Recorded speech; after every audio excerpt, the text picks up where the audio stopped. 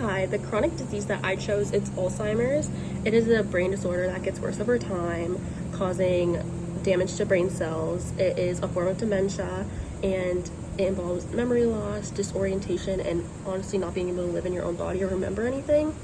And then some risk factors is age. It normally starts at 65 or above, and it can be because of genetics. So if you have family members who have had this in the past, it is more likely that you are going to have it as well. You can get tested for this, and it increases if you have injuries to the brain or other health issues such as diabetes or high blood pressure.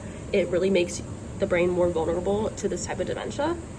And then this disease progresses. It has 3 stages. It's the early stage is just forgetting simple things like your keys or where you put your phone, and then the middle stage is more memory loss and noticeable confusion. So it's going to be more of like, I don't remember who this person in front of me is. I don't remember who my dad is. What's his name? I don't remember my address. I'm confused. My personality is really changing because I'm so confused. And then the last stage is not being able to care for yourself. It's really difficult living with this disease, and at the last stage, it can cause like you not to be able to walk or feed yourself.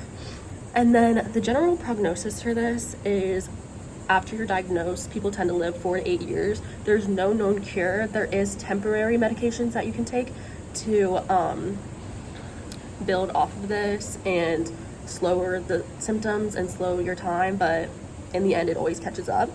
And then some available resources that I looked into is everydayhealth.com.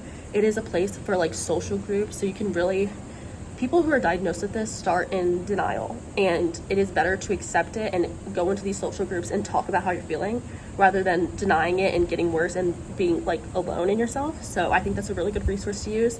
Another thing I use is Senior Living, Angel Senior Living. That's where I work today. It's an assisted living facility, and it's one of the best ones in Florida. Every nurse that is there is so on top of everything. We are so helpful, and I just think people being there, like in a nursing facility, it allows you to connect and build with others that are dealing with the same thing, so it makes you feel not alone.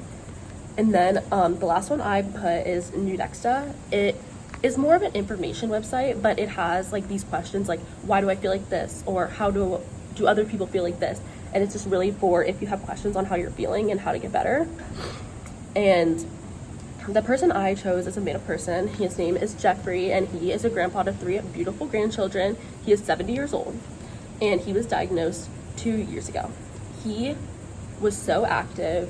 When he was 65, he was going to the gym, going on these exercise walks, walking dogs. Like, he was so active, going to workout classes. And then as soon as he got diagnosed, he went into the shell of himself, only allowing his wife and sons to care for him. Barely wanted to see his grandchildren, which is super unlike him. And he's not really equipped to dealing with medical professionals. He always took care of himself. He always took care of the house, everything. And not being able to do this caused him to feel really confused and not himself. And whenever he sees a medical worker, he gets very agitated. And this is only, so first he was introduced to a stay-at-home nurse. So they would come for 8 hours a day and treat him, but this was not enough. His wife couldn't deal with this. She was just like, I need you to get more help. So he then went to a assisted living facility, and he slowly was able to allow them to help him.